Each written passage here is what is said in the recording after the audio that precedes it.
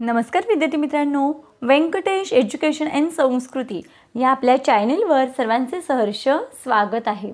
आजच्या व्हिडिओमध्ये आपण शिक्षक पात्रता परीक्षा म्हणजेच टीईटी पेपर 1 आजच्या व्हिडिओमध्ये आपण बालमानसशास्त्र व अध्यापनशास्त्र यामधील काही महत्त्वाचे प्रश्न बघणार आहोत। नेहमीप्रमाणे व्हिडिओ आवडल्यास व्हिडिओला लाईक करा, आपल्या मित्रमैत्रिणींना शेअर करा, चॅनलवर नवीन असाल तर चॅनलला सबस्क्राइब करा। चला पाहूया महत्त्वाचे प्रश्न राष्ट्र विकासासाठी। बघा इथे आपल्याला 4 पर्याय दिलेत। मग पहिलं बघूया, भविष्यकाळात शिक्षणातील गुंतवणूक वाढवावी। पहिला पर्याय योग्य आहे, राष्ट्र विकासासाठी भविष्यकाळात शिक्षणातील गुंतवणूक वाढवावी। इथे आपलं उत्तर आहे पर्याय क्रमांक 1 योग्य। पुढचा प्रश्न, शिक्षणाचे व्यक्तींचा सर्वांगीण विकास साधला जातो, पण सध्याच्या शिक्षण पद्धतीत मात्र फक्त टिंबटिंबचा विचार केला जातो। मग इथे उत्तर आहे शिक्षणाचे व्यक्तीचा सर्वांगीण विकास साधला जातो, पण सध्याच्या शिक्षण पद्धतीत मात्र फक्त बौद्धिक विकासाचा विचार केला जातो।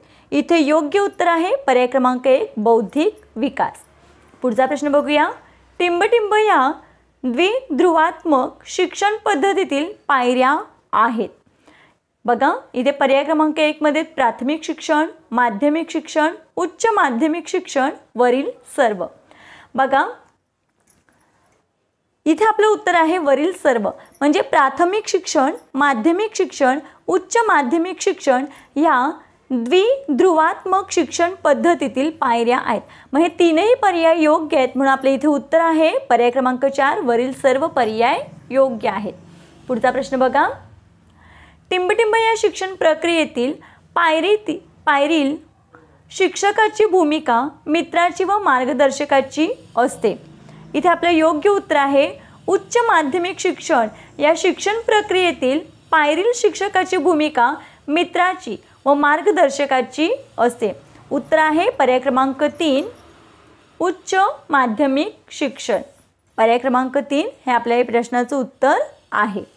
पुढचा प्रश्न बघा, पूर्व प्राथमिक शिक्षणाचा कालावधी साधारणपणे टिंबटिंब असतो।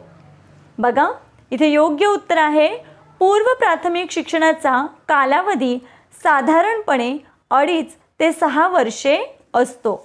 पर्याय क्रमांक 1 हे आपले योग्य उत्तर आहे। पुढचा प्रश्न आहे, अध्ययन व अध्यापनावर यांचा परिणाम होतो। इथे बघा पर्याय आहेत शारीरिक घटक, सामाजिक घटक, परिसरीय घटक वरील सर्व। इथे आपल्या या प्रश्नाचं उत्तर आहे अध्ययन व अध्यापनावर यांचा परिणाम होतो, तर शारीरिक घटकांचा पण परिणाम होतो, सामाजिक घटकांचा पण परिणाम होतो आणि परिसरीय घटकांचाही परिणाम होतो, म्हणजे हे सर्व पर्याय योग्य आहेत, म्हणून इथे आपल्या या प्रश्नाचं योग्य उत्तर आहे पर्याय क्रमांक 4 वरील सर्व। पुढचा प्रश्न बघा, वर्गात जेवढे विद्यार्थी कमी असतील तेवढे चांगले, कारण बघा अध्यापन परिणामकारक होण्यास मदत होते, हे पण योग्य आहे। प्रत्येकावर नियंत्रण ठेवता येते, दुसरा पर्याय पण योग्य आहे।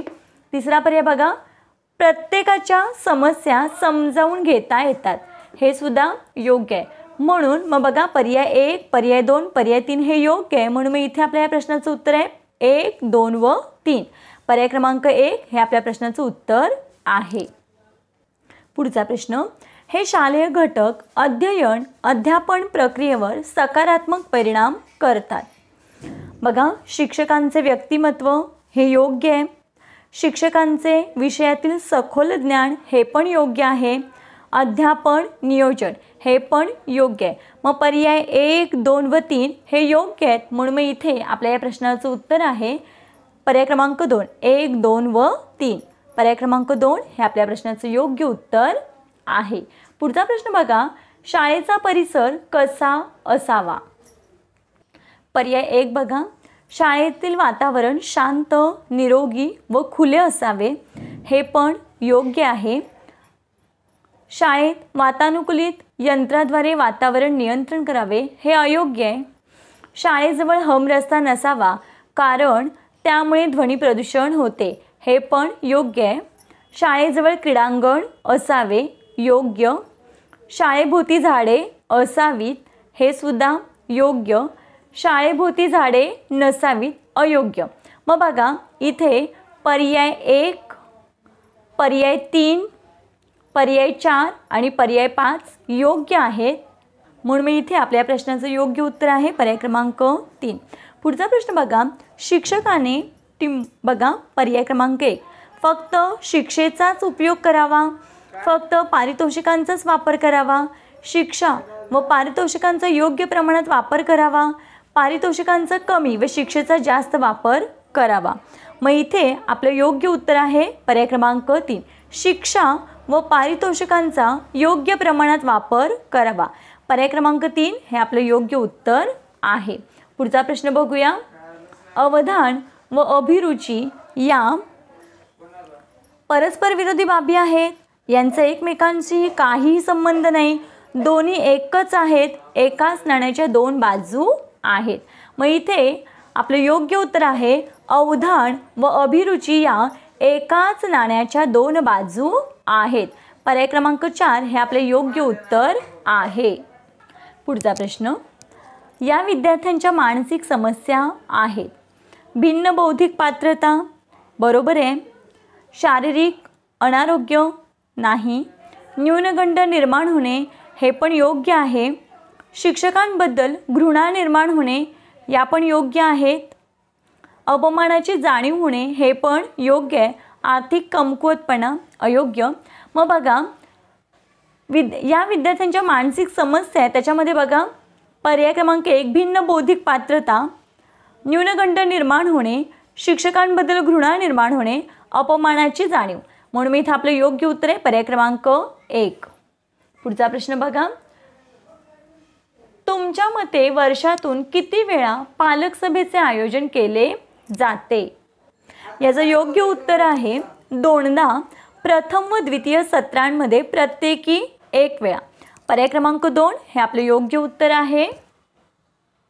पुढचा प्रश्न बघा, एका पालकाने तुमची तक्रार मुख्याध्यापकांकडे केली आहे. पर्याय 1 बघूया, त्या विद्यार्थ्यांचा प्रतिशोध कोणत्याही मार्गाने घेण्याचा प्रयत्न कराल, ही चुकीची बाब आहे. केवळ कायदेशीर मार्गाने विद्यार्थ्याचा प्रतिशोध घ्याल, अयोग्य. पालकाला भेटून तक्रार वापस घेण्यास सांगाल, हे पण अयोग्य. पर्याय क्रमांक 4 योग्य आहे, तक्रारीचे स्वरूप पाहून पालकांची भेट घ्याल. इथे योग्य आहे उत्तर पर्याय क्रमांक 4. पुढचा प्रश्न बघा, तुम्ही एका शाळेचे मुख्याध्यापक आहात. एक शिक्षक आपले अध्यापन कार्य व्यवस्थित करीत नाही हे आपल्याला माहीत झाले तर बघा इथे आपलं उत्तर असेल, त्याच्या वर्गाला अचानक भेट द्याल व त्याच्या कार्याची पाहणी करून निर्णय घ्याल. इथे पर्याय क्रमांक 1 हे योग्य उत्तर ठरेल. बघा या पद्धतीने आपण बालमानसशास्त्र व अध्यापनशास्त्र यावरील काही महत्त्वाचे प्रश्न आजच्या व्हिडिओमध्ये घेतलेले आहेत. पुढच्या व्हिडिओमध्ये आपण प्रश्नपत्रिका घेणार आहोत. व्हिडिओ आवडल्यास व्हिडिओला नक्की लाईक करा. येणाऱ्या नवीन नवीन व्हिडिओसाठी चॅनलला सबस्क्राईब करा. आजचा व्हिडिओ कसा वाटला ते कमेंटमध्ये नक्की सांगा. भेटूया पुढच्या व्हिडिओमध्ये. तोपर्यंत नमस्कार. थँक्यू.